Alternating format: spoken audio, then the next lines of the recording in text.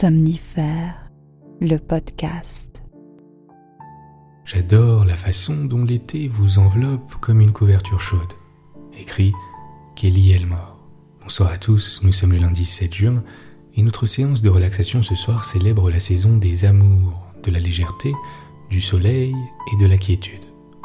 Et juste après cela, un conte d'Anderson sur un homme qui est toujours optimiste et de bonne humeur, même lorsqu'il songe aux choses les plus tragiques. Après tout, pourquoi prendre la vie trop au sérieux ?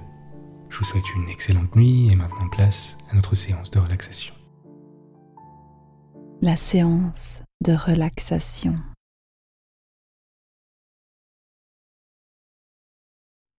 Nous sommes le 7 juin, ce qui signifie qu'il ne reste que très exactement 2 semaines avant le début de l'été. On va pouvoir faire le plein de vitamine D, les températures vont devenir plus chaudes, la vie culturelle va devenir plus vibrante avec le retour des concerts, des festivals, des expos. On va pouvoir passer plus de temps à l'extérieur et que l'on continue ou non de travailler cet été, la saison va nous amener naturellement plus de détente, de relâchement, de désinvolture. Prenez une grande inspiration par le nez, la plus grande que vous ayez prise jusque-là aujourd'hui. Et expirez toutes les tensions à l'expire.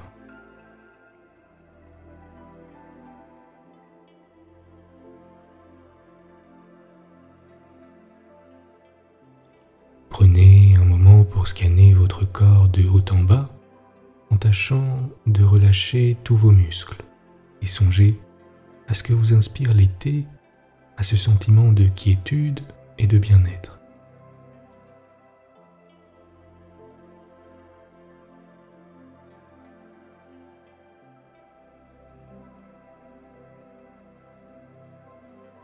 Je vais à présent vous citer plusieurs situations et j'aimerais que vous les visualisiez du mieux que vous le pouvez. Je vous rappelle que le cerveau a du mal à faire la différence entre ce qui est réel et imaginaire, alors je vous propose de le tromper délibérément et d'en profiter un maximum.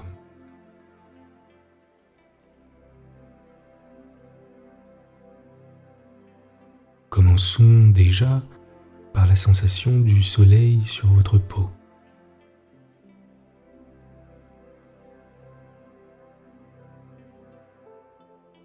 Sentez cette sensation de chaleur sur votre peau et notez comme c'est agréable.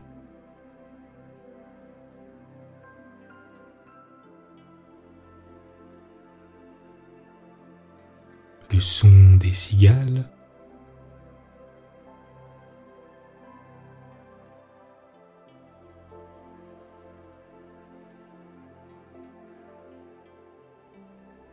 l'odeur de la crème solaire,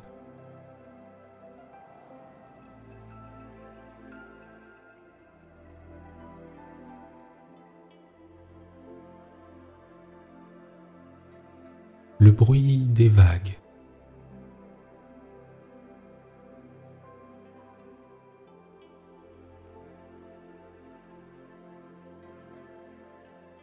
les couleurs de la salade niçoise,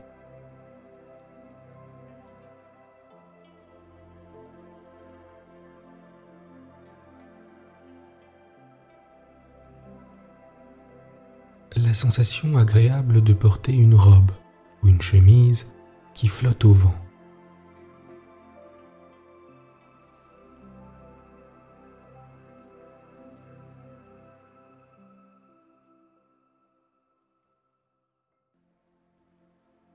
Le goût du melon,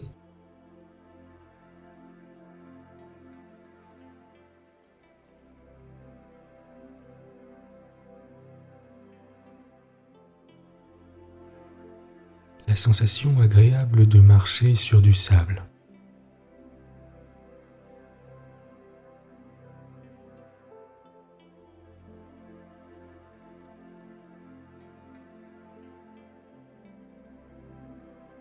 l'odeur de la mer,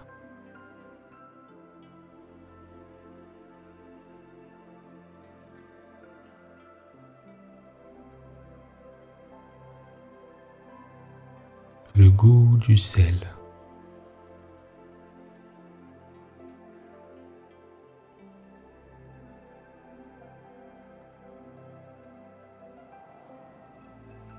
Prenez une grande inspiration par le nez et expirez par la bouche en relâchant toutes les tensions.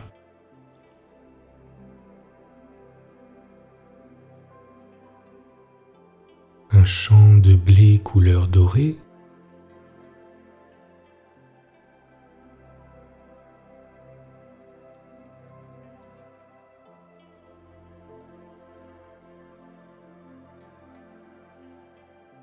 les fruits estivaux sur les étals des marchés.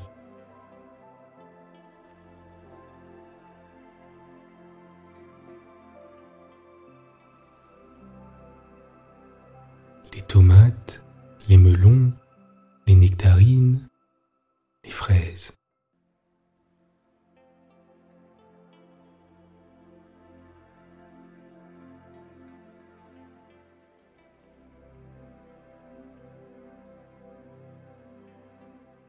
Les couleurs vibrantes des fleurs,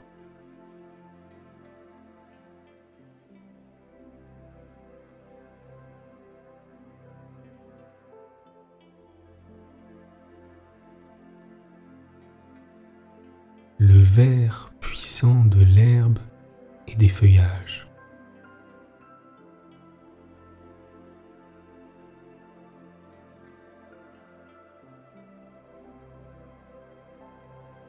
L'odeur des roses et des tulipes.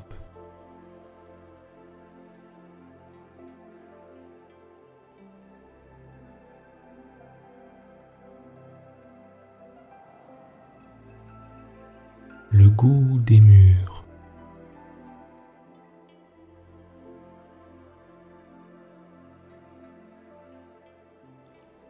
La texture des pêches.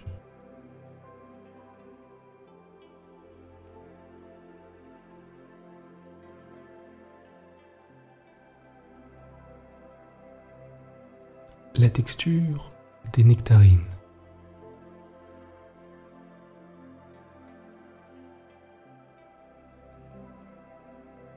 Le goût de la pastèque.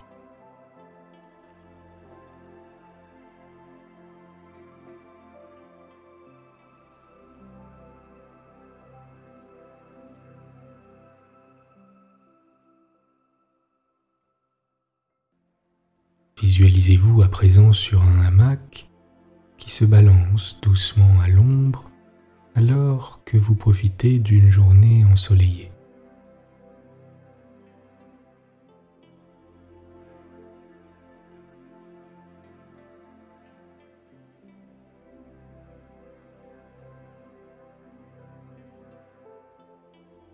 Portez votre attention sur les sons, les odeurs, la sensation de quiétude et de sérénité.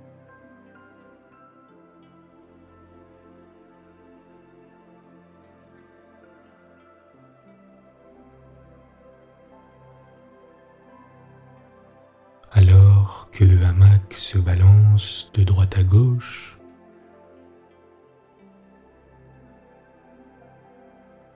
et de gauche à droite.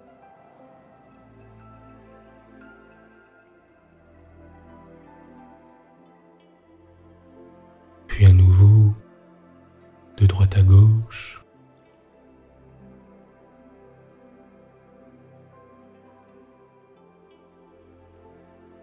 Doucement, de manière régulière.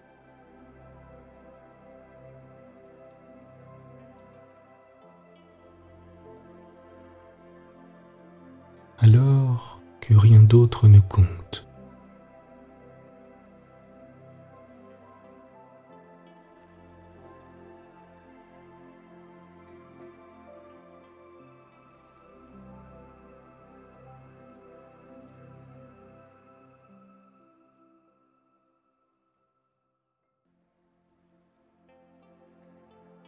Prenez un instant pour profiter du moment, de cette sensation d'apaisement, et portez votre attention sur votre respiration et sur l'air qui entre et sort de vos narines.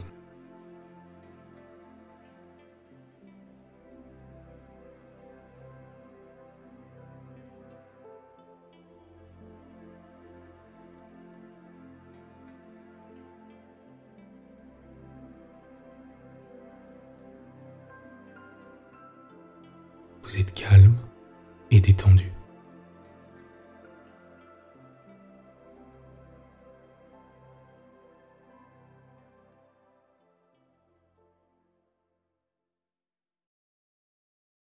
L'histoire du soir. Hans Christian Andersen, bonne humeur. Mon père m'a fait hériter ce que l'on peut hériter de mieux, ma bonne humeur. Qui était-il mon père ? Ceci n'avait sans doute rien à voir avec sa bonne humeur. Il était vif et jovial, grassouillet et rondouillard, et son aspect extérieur ainsi que son fort intérieur étaient en parfait désaccord avec sa profession. Quelle était donc sa profession, sa situation ? Vous allez comprendre que si je l'avais écrit et imprimé tout au début, il est fort probable que la plupart des lecteurs auraient reposé mon livre après l'avoir appris, en disant « C'est horrible, je ne peux pas lire cela ».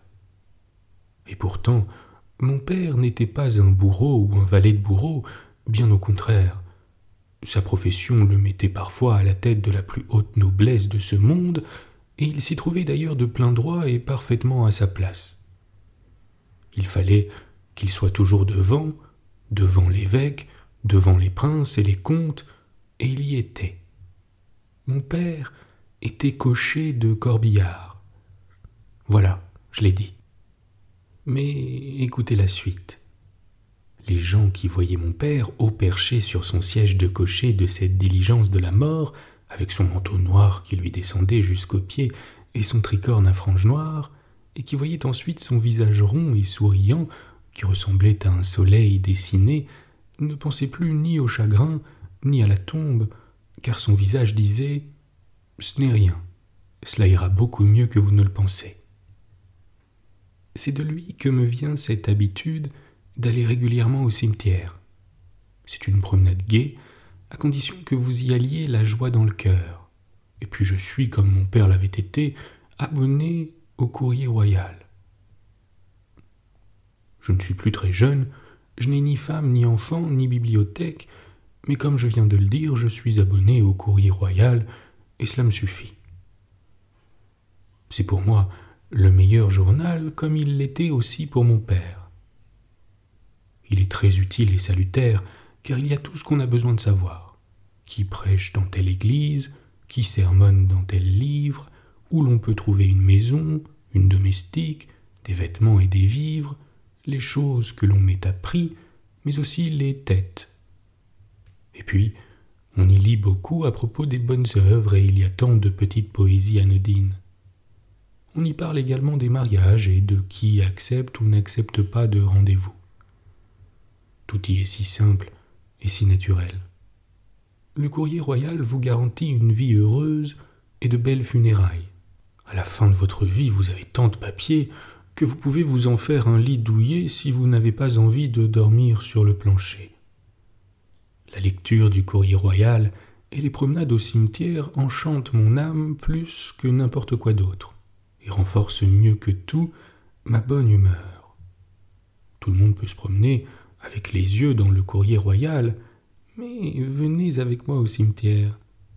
Allons-y maintenant, tant que le soleil brille et que les arbres sont verts. Promenons-nous entre les pierres tombales. Elles sont toutes comme des livres, avec leurs pages de couverture pour que l'on puisse lire le titre qui vous apprendra de quoi le livre va vous parler. Et pourtant, il ne vous dira rien. Mais moi, j'en sais un peu plus grâce à mon père, mais aussi grâce à moi. C'est dans mon livre des tombes, je l'ai écrit moi-même pour instruire et pour amuser. Vous y trouverez tous les morts et d'autres encore. Nous voici au cimetière. Derrière cette petite clôture peinte en blanc, il y avait jadis un rosier. Il n'est plus là depuis longtemps, mais le lierre provenant de la tombe voisine a rampé jusqu'ici pour égayer un peu l'endroit. Ici repose un homme très malheureux. Il vivait bien de son vivant, car il avait réussi et avait une très bonne paix, et même un peu plus. Mais il prenait le monde, c'est-à-dire l'art, trop au sérieux. Le soir, Il allait au théâtre et s'en réjouissait à l'avance, mais il devenait furieux, par exemple, aussitôt qu'un éclairagiste illuminait un peu plus une face de la lune plutôt que l'autre, ou qu'une frise pendait devant le décor et non pas derrière le décor, comme si cela avait de l'importance. Qui pense à cela? Ce n'est qu'une comédie, on y va pour s'amuser. Le public applaudissait trop ou trop peu. Du bois humide, marmonnait-il. Il ne va pas s'enflammer ce soir. Puis il se retournait pour voir qui étaient ces gens-là. Et il entendait tout de suite qu'ils ne riaient pas au bon moment et qu'ils riaient en revanche là où il ne le fallait pas. Tout cela le tourmentait au point de le rendre malheureux. Et maintenant, il est mort. Ici repose un homme très heureux, ou plus précisément un homme d'origine noble. C'était d'ailleurs son plus grand atout. Sans cela, il n'aurait été personne. La nature sage fait si bien les choses que cela fait plaisir à voir. Il portait des chaussures brodées devant et derrière et vivait dans de beaux appartements. Il faisait penser au précieux cordon de sonnette brodé de perles avec lequel on sonnait les domestiques et qui est prolongé par une bonne corde bien solide qui, elle, fait tout le travail. Lui aussi avait une bonne corde solide, en la personne de son adjoint qui faisait tout à sa place, et le fait d'ailleurs toujours pour un autre cordon de sonnette brodé, tout neuf. Tout est conçu avec tant de sagesse que l'on peut vraiment se réjouir de la vie. Et ici repose l'homme qui a vécu 67 ans, et qui pendant tout ce temps n'a pensé qu'à une chose, trouver une belle et nouvelle idée. Il ne vivait que pour cela, et un jour en effet il l'a eue, ou du moins il l'a cru. Ceci l'a mis dans une telle joie qu'il en est mort. Il est mort de joie d'avoir trouvé la bonne idée. Personne ne l'a appris, et personne n'en a profité. Je pense même que dans sa tombe, son idée ne le laisse pas reposer en paix. Car imaginez un instant qu'il s'agisse d'une idée qu'il faut exprimer lors du déjeuner pour qu'elle soit vraiment efficace, alors que lui, en tant que défunt, ne peut, selon une opinion généralement répandue, apparaître qu'à minuit. Son idée, à ce moment-là, risque de ne pas être bienvenue, ne fera rire personne, et lui, il n'aura plus qu'à retourner dans sa tombe avec sa belle idée. Oui, c'est une tombe bien triste. Ici repose une femme très avare. De son vivant, elle se levait la nuit pour miauler afin que ses voisins pensent qu'elle avait un chat. Elle était vraiment avare. Ici repose une demoiselle de bonne famille. Chaque fois qu'elle se trouvait en société, il fallait qu'elle parle de son talent de chanteuse, et lorsqu'on avait réussi à la convaincre de chanter, elle commençait par « Mi manca la voce », ce qui veut dire « je n'ai aucune voix ». Ce fut la seule vérité de sa vie. Ici repose une fille d'un genre différent. Lorsque le cœur se met à piailler comme un canari, la raison se bouche les oreilles. La belle jeune fille était toujours illuminée de l'auréole du mariage, mais le sien n'a jamais eu lieu. Ici repose une veuve qui avait le chant du cygne sur les lèvres et de la bile de chouette dans le cœur. Elle rendait visite aux familles pour y pêcher tous leurs péchés, exactement comme l'ami de l'ordre dénonçait son prochain. Ici, c'est un caveau familial. C'était une famille très unie et chacun croyait tout ce que l'autre disait, à tel point que si le monde entier et les journaux disaient « c'est ainsi », et si le fils rentrant de l'école déclarait « moi je l'ai entendu ainsi », c'était lui qui avait raison parce qu'il faisait partie de la famille. Et si dans cette famille il arrivait que le coq chantait à minuit, c'était le matin, même si le veilleur de nuit et toutes les horloges de la ville annonçaient minuit. Le grand Goethe termine son Faust en écrivant que cette histoire pouvait avoir une suite. On peut dire la même chose de notre promenade dans le cimetière. Je viens souvent ici.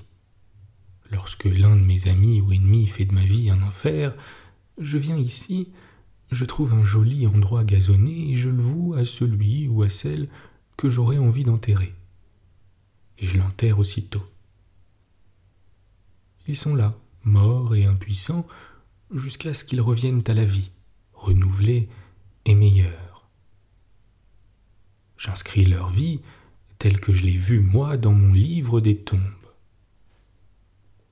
Chacun devrait faire ainsi et au lieu de se morfondre, enterrer bel et bien celui qui vous met des bâtons dans les roues. Je recommande de garder sa bonne humeur et de lire le Courrier royal, journal d'ailleurs écrit par le peuple lui-même, même si pour certains, quelqu'un d'autre guide la plume. Lorsque mon temps sera venu et que l'on m'aura enterré dans une tombe avec l'histoire de ma vie, mettez sur elle cette inscription.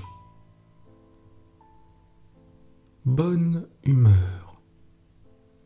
C'est mon histoire.